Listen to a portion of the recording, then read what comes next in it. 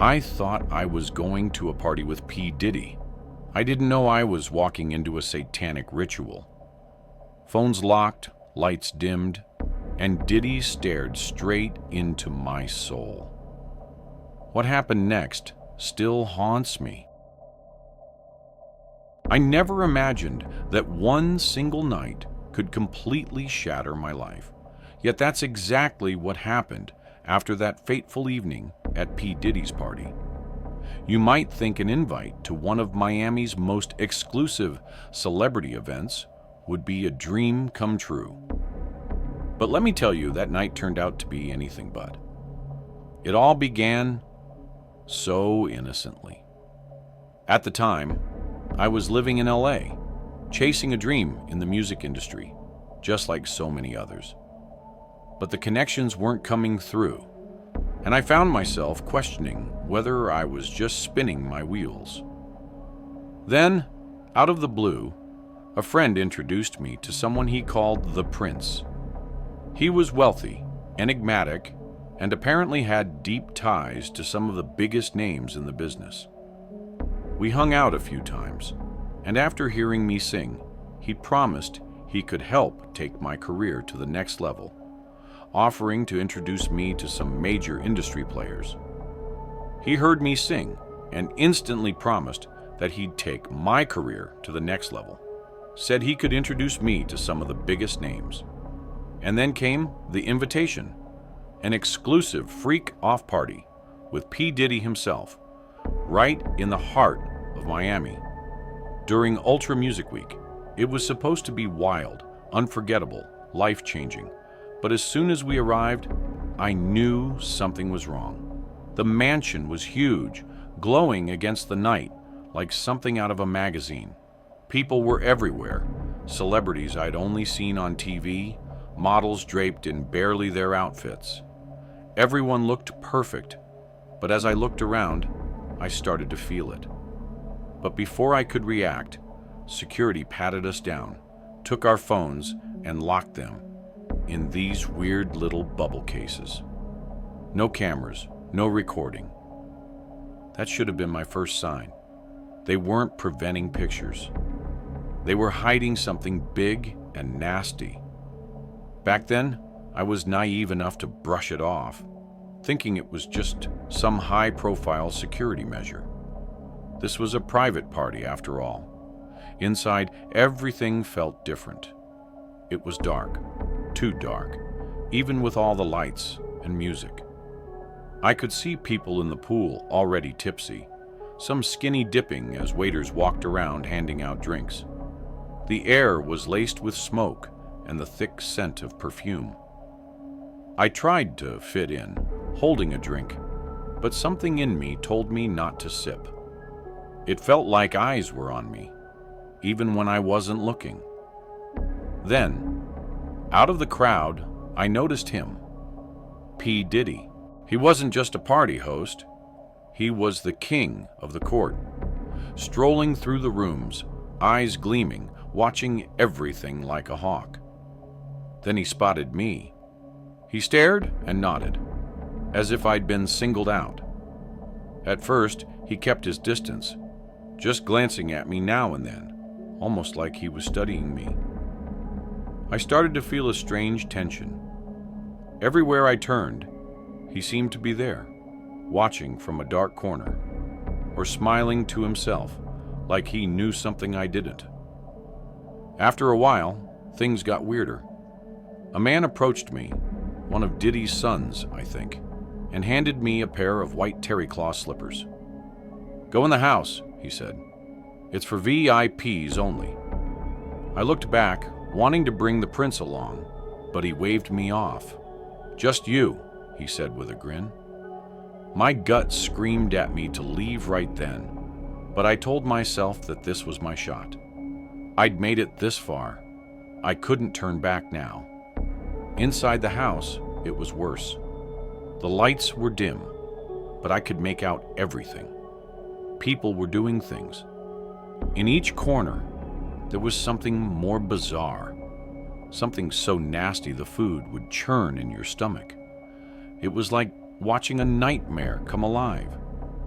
People dressed in strange costumes, indulging in fetishes, things I'd only seen in movies. In the center of it all was P. Diddy, watching everyone, his gaze sweeping over the room like a predator, stalking his prey. And then he walked eyes with me. I wanted to look away, but I was terrified. There was this darkness in his eyes, something almost inhuman. He started walking toward me, slow, deliberate, that same predatory grin plastered on his face. My heart was pounding. Every instinct was screaming for me to run. But his words? Oh, his words are what froze me in place. Enjoy my little party. You know, your life will never be the same after tonight. Then he was gone, leaving me standing there, trying to catch my breath. I couldn't stay any longer. I turned to leave, but before I could reach the door, he was there again, blocking my way. His hand rested heavily on my shoulder. I forced a smile and tried to brush past him, but he grabbed my arm, pulling me closer and whispering, "Don't worry, he'll get used to it eventually." His voice was dripping with something sinister. "I don't want to." I jerked away. My skin crawled at his touch as I stumbled toward the exit. The prince was waiting by the exit with a sick smile on his face. He'd known all along. I could see it now. The entire night was a setup, a trap. "I thought you wanted to make it big," he smirked, inching closer. With all my strength, I pushed past him and ran. I only remember running around the mansion like a maniac until I spotted an unguarded opening. It was towards the forest. I somehow managed to escape and hail a cab. My heart raced the entire way home. When I finally got back to my place, I realized just how close I'd come to something unspeakable.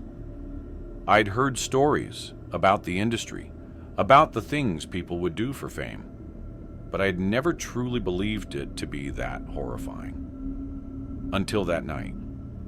Now, whenever I see him on TV, smiling like he's untouchable, I remember his words, that cold grin, the way he looked at me like I was a toy for his pleasure.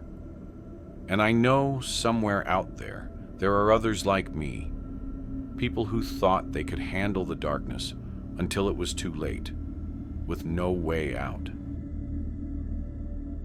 But first, did you know that 98% of people who watch my videos aren't subscribed? That means you.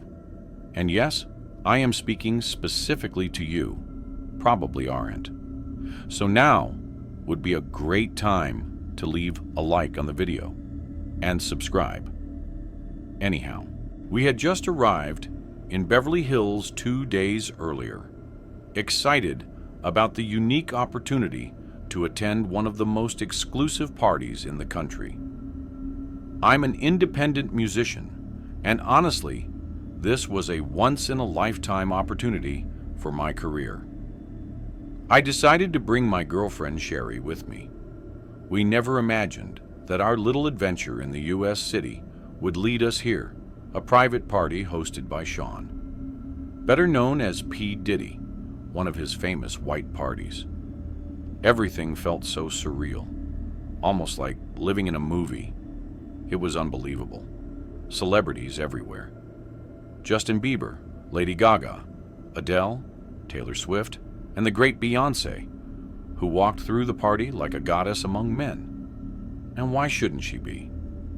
She's one of the biggest stars around. But what caught my attention the most was the man of the hour, P. Diddy, the host of the party and the one who would give me the chance to become a major artist. The night felt glamorous. The light shimmered over the pool as the guests, mostly celebrities and influential figures, laughed and drank nonstop. It was then that our host approached us, P. Diddy. He greeted us with a smile that was as charming as it was imposing. This man could make you disappear with a snap of his fingers. He offered me a drink that I couldn't refuse.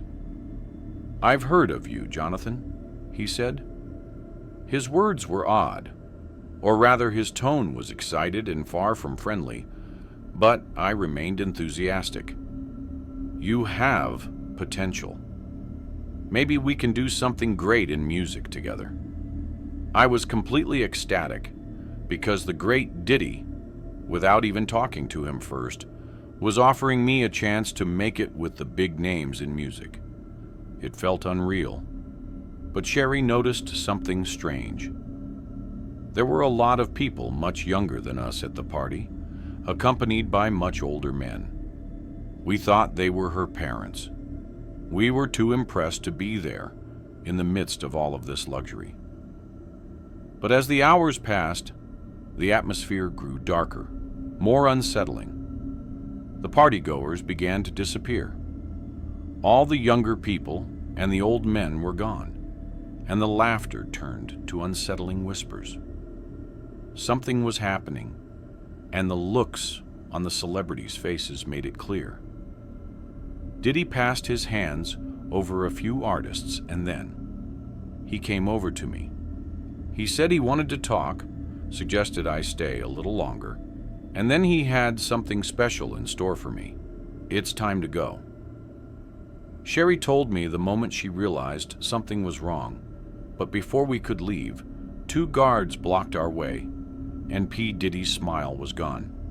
Now his face showed something that made my skin crawl. We tried to remain calm, but his tone changed. "Leaving already?" he asked almost mockingly. "The party's just getting started for you two." They led us to a secluded room in the mansion, a luxurious suite, but locked. As we walked toward the room, we could hear children crying or gasping. It was terrifying. We wanted to leave, but they wouldn't let us. Once inside, we realized that we were prisoners there. P. Diddy wanted something from me, and it wasn't just a music deal. We had been tricked, lured into a trap with no way out. My heart raced as I tried to find a way to escape while Sherry was terrified, and I couldn't stop thinking about how to protect her. But it was no use. This night wasn't about us or our safety. It was about fulfilling the sick desires of someone who had been playing us from the beginning. Muffled screams banging on the door. No one would come to help us. Diddy said the guards could have their fun with the girl, and that he wanted the big prize. I tried to protect her, but there was nothing I could do. They hit me and left me on the floor, watching him laugh and take his shirt off. "Please stop. Let her go." "You will not interrupt my men." Let her go." I'll never forget that harrowing night. I went to a mansion party thinking it was just another Hollywood opportunity. My friend Jen had invited me, all hyped up about how this would be the place to make real connections. We were both models at the time, and it was paying well, but we wanted more. Anyone can be a model, but to be a star? Now that was a dream worth chasing. "There's going to be a listers at the party, babe," Reb told. "That this is the party. We can't miss this, babe." "Who knows? Maybe you'll find yourself a daddy," Jen said, while putting on a skimpy dress and throwing me another one to pull. "I don't need that, and I don't think Florida would have a better scene than LA. Babe, it's different. LA is like sophisticated. Florida is where these celebs go wild. I heard it's like a big music producer's party, and everyone's going to be there." As we pulled up to the Florida mansion, lit up like a frickin' candle. The minute we got to the entrance, though, things felt off. There were bodyguards everywhere, and they didn't look friendly. The vibe was stiff, and we had to go through this weird check-in where they practically scrutinized every inch of us. They told us no photos, no phones, and definitely no asking the wrong questions. You don't tell your age if anyone asks. You don't ask anyone their age, their name, or what they do. And you sign this NDA. Whatever you see inside, you are legally prohibited from talking about it. I almost laughed because I thought it was some joke, but Jen nudged me, looking serious. The bodyguard took us to another room where one by one we were weighed. Any woman who was over 140 was denied entry. Crazy. Inside, the place was insane. It was like stepping into some glossy magazine spread. Super luxe decor, endless drinks, drugs being served around on platters, and people who looked like they'd stepped out of a music video. For a second, I tried to let myself relax, but as I was about to take a sip of my drink, something just told me not to. Maybe it was that instinct that girls have, you know? Jen wandered off, and I was trying to blend in, smiling, nodding, just trying to look like I belonged. I saw so many famous actors and childhood crushes and pop stars. Then I noticed this fat guy by the pool. He was watching me. Like, really watching me. He sauntered over with this confident grin that felt anything but friendly. He started some small talk, but I just got this ick feeling. I laughed it off and tried to slip away, heading for the bathroom. But guess who followed? Inside the bathroom, I tried to act cool, but my heart was racing, and suddenly, there he was in the doorway, cornering me. He leaned in close and whispered, "You know, I could make your life very easy if you're a little fun." His words were so slimy, it was like I could feel them on my skin. His breath stank of cigarettes and alcohol. I wanted to scream, but I was just frozen. This is the ladies' room, and this is where I want to be, girl. Before I could think of what to do, one of the stalls creaked open, and this older woman stumbled out in a badly fitting bikini. She was decked out in diamonds, looked loaded, and didn't seem the least bit fazed by the guy or the situation. She took one look at me, then at him, and instead of helping, she flashed me this knowing smile. "You got such kissable lips," she said, like she was complimenting my shoes or something, and then snorted a line right there on the counter. I couldn't believe how casual this was for him. I was stunned. And then she turned to him, starting this weird argument, like she was defending her territory. "I'll pay for her. Bull, she's mine. Everything here is for everybody. And this whole party is mine. Move on, bitch. You don't know who you're talking to." They started raising their voices, which honestly was the first thing I was grateful for all night. It drew the attention of a nearby bodyguard who finally stepped in. I thank God. But as he walked up, he gave me this dead-eyed look and said, "Stop causing a scene. Either pick one of them or get out." That was it. I was done. My brain kicked into survival mode. I slipped past all three of them and got out of there. I went to find Jen, but she had her tongue down the mouth of a famous rapper, so I was scuttled. I didn't stop until I was out of the mansion, inhaling fresh air, shaking, wondering what on earth I'd just gotten myself into. Back in the cab, I could barely believe it. All I wanted was to make connections, to get ahead. But that night showed me the real underbelly of this world. The one no one warns you about until it's too late. If you enjoyed this video, don't forget to hit the like button and subscribe to the channel for more amazing video. Turn on the notification bell so you don't miss any updates. All right, that's it for today. Take care, and I'll see you in the next one.